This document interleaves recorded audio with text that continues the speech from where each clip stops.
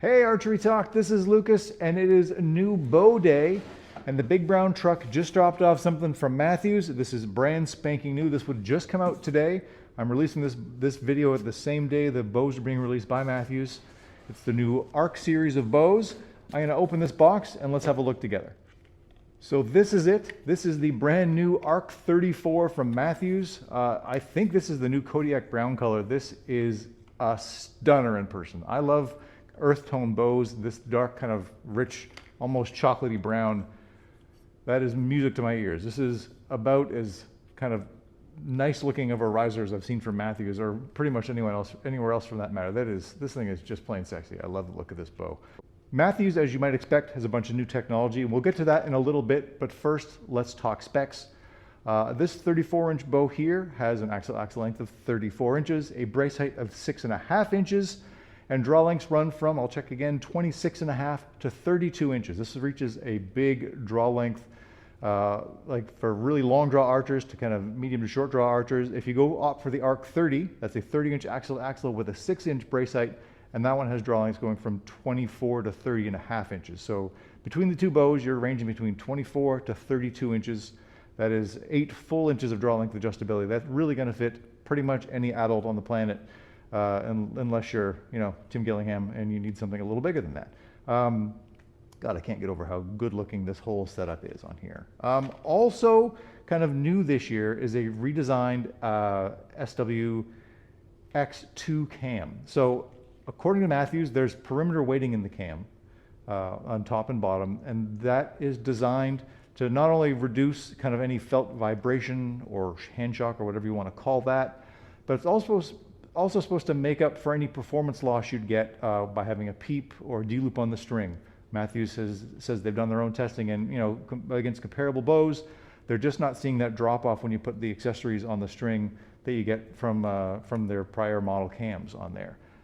They also have an option for a new mod system on the same cam. They're calling that one, I'll double check, the SWX Z mods, and those basically provide like a nicer, maybe, I don't know, like an easier draw cycle. You're going to lose a little bit of speed overall, but the draw cycle is going to be a little bit improved. So if you're somebody like me who's got a long draw length, I've got a 30-inch draw length, and if I'm shooting a 70-pound bow, I'm not super concerned about speed. But if you're on that shorter range, if you're looking at the, if you've got like a 26 or 27-inch draw length and you want to get all the speed you can get, just stick with the mods. The original mods that will come on this bow, and you can go that route. But there's options again with plenty with Mathews bows this year. Mathews has made some adjustments to the limbs this year. There's a new limb geometry, and Mathews is basically saying that you're going to get a perfectly parallel limb design on the draw, offer more stability, more forgiveness, and all of that. Mathews has also reinforced the riser for 2025, so it's got a little extra rigidity and stability. Especially at the points where the accessories kind of load into the riser. So you're talking where the bridge lock sight goes in, where the stabilizers go in, where they've got a new V-bar mount in the back where that's going to attach. All of those options now should offer fairly a stiff feeling, an extra stiff feeling on the riser with the new reinforced aluminum riser on the bow this year. The Silent Connect system is something that Mathews has added as an accessory in years past to the bows, and that was always kind of done up towards the end of like limb pockets, and now they've kind of set that into the riser itself. So you can get that, if you get that Silent Connect system rope, you can just attach it right in here on top and on the bottom if you need to, and you can kind of pull your bow up rather into your tree stand or anything like that. It's kind of, they've now built it right into the riser, so it's no longer, something you have to pay extra for. It comes right on the bow. You'll have to, if you want to get the actual rope, that's still going to be an accessory option, but it's built into the riser. It makes things maybe just a little more compact this year. A new accessory from Mathews this year is an angled bridge lock stabilizer. It's a 7-degree angled stabilizer. They've sent me one to play with this year. It looks like a 12-inch version. So the stabilizer is going to be a little bit angled down versus the standard stabilizer that comes in these. So I'll play with that. I'll get this all set up today.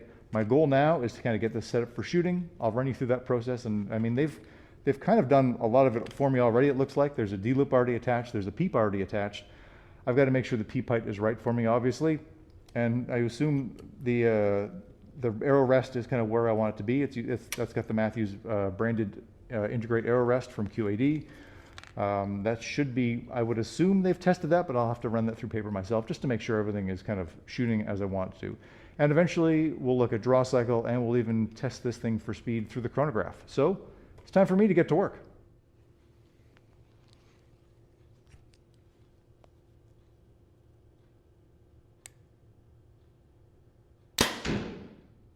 I am back, the bow is fully set up, and I have spent the last several hours putting 60 or 70 arrows through this bow, getting it tuned, running it through the chronograph, and doing all the things I like to do when I'm doing my kind of first impressions review. And all told, this bow is hitting it out of the park in the early going for me.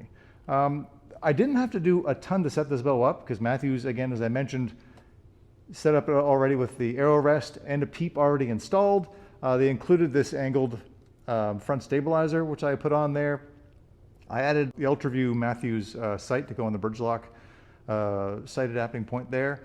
That was about all I had to add onto this bow. Mathews also included this new Engage Ark, like a tripod basically. It installs in the new kind of like the little limb pocket. They made a pocket specifically for it. This will only fit 2026 bows. I'm assuming 2027s will be the same, but your old one is not going to fit into these, unfortunately. But it installs very easily. I shot with this thing on all day, which I've never really shot with a tripod on it much before. Felt great.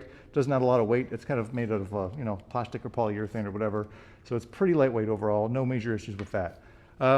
Tuning on this bow, I did have to do a little bit of work there. So as it came from the factory setup, I was maybe about 2.5 inches worth of a tail left tear.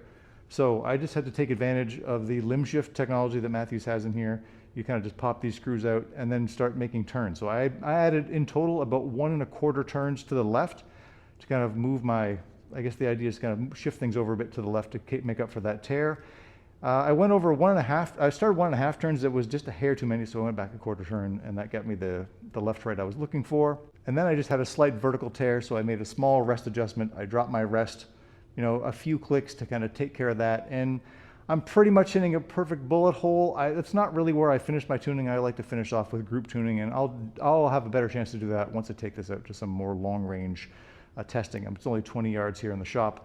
Once I go to my club and I can shoot out to 50, 60, 70 yards, I can get a better idea of how the arrows are being tuned.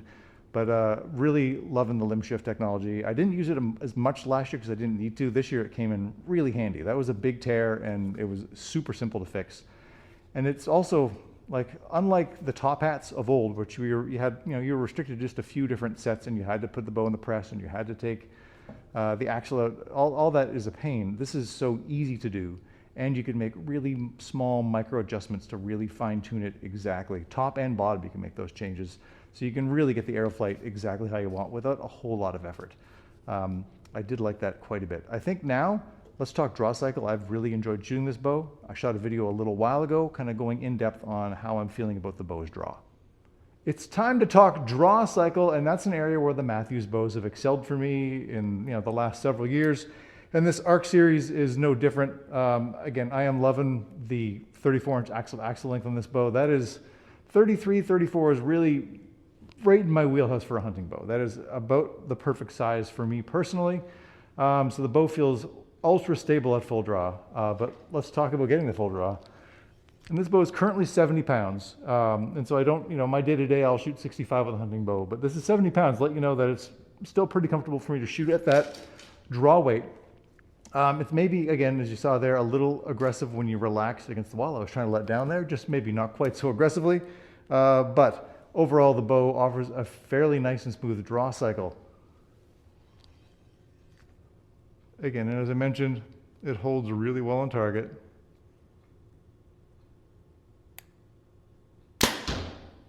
And is as quiet as any bow I've ever shot, which again, seems to be typical of Mathews in recent years. I've shot some other quiet bows just recently. Another video, I don't know if it's dropped yet. I don't know which of these bows is coming out first.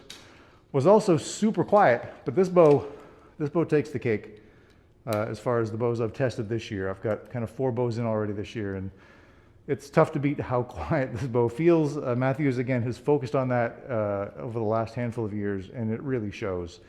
Everything about this bow is just dead quiet in the hand and vibration free.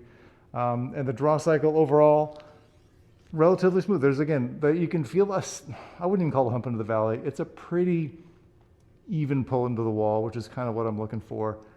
And that long draw length just holds and holds and holds. It really does feel excellent as a shooting bow.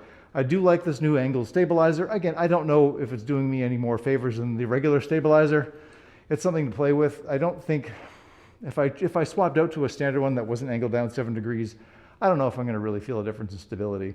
But all told, this is a fantastic shooting platform, and I would absolutely love to have this for 3D, for hunting, for targets. If I maybe took this down to like 62, 63 pounds for regular kind of paper shooting, that would be perfect for me as well. But overall, this is day one with this bow, and I am absolutely loving it. One thing I didn't mention in that draw cycle video was the feel of the bow's grip. This feels like a bit maybe new material on the front of the grip here. It's quite a bit of purchase, a little bit of tackiness on there.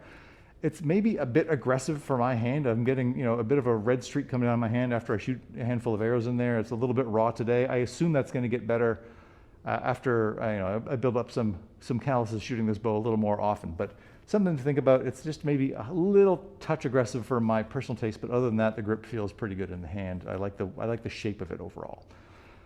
Let's talk speed. And I have this bow set up right now at 70 pounds of draw weight exactly. It came from outside of the box from Mathews at 73.5 pounds of draw weight. I had to drop that down to 70 just because I like to make sure all the bows are at the same draw weight when I'm testing for speed. And then I've used a 350 grain arrow and a 455 grain arrow to see how each of those kind of rates with through the chronograph. With that lighter 350 grain arrow, I saw speeds of 333 feet per second every time I shot the bow. That is very solid speed. That's 10 feet per second under the 343 feet per second advertised speed on this bow. I suspect if I had this pinned down to 73.5 pounds, I'd have got pretty close to that, although it doesn't make sense of shooting a 350 grain arrow. I'd have to bump that arrow weight up probably 15 grains or so to accommodate that, or 25 grains even. And I'm not going to add a bunch of tape to the back of the arrow just to do that. So I kept it with 70 and 350 just to make that as fair as I could. But overall, super happy with that speed. I think that's a little bit faster than I got out of Mathews bows last year, and I think the one I shot last year was rated a little bit higher. If you need a little bit more speed, the 30-inch version of this bow, I believe, goes to 348 feet per second as the top speed. I just will take the comfort on this 34-inch bow all day long. With that heavier 455 grain arrow, I saw speeds of 295 feet per second every time I shot it. Again, that is exceptional speed for me. Way more than I need for hunting. Again, I would probably knock this down to 65 pounds if I was going to be shooting this every day. That's a great hunting bow weight for me.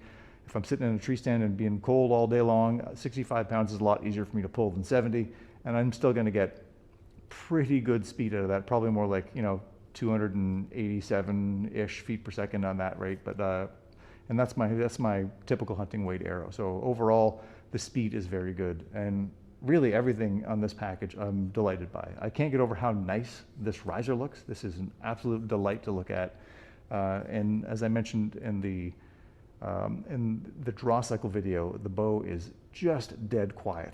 Again, Mathews has got that on lock as well as any other manufacturer in the history of archery, as far as I'm aware. Archery Talk, I think that's about all I've got for you now. Please do like, share, and subscribe. It helps the channel an awful lot. And stay tuned for more videos involving the Mathews Ark and all the other bows we're going to be getting in this year.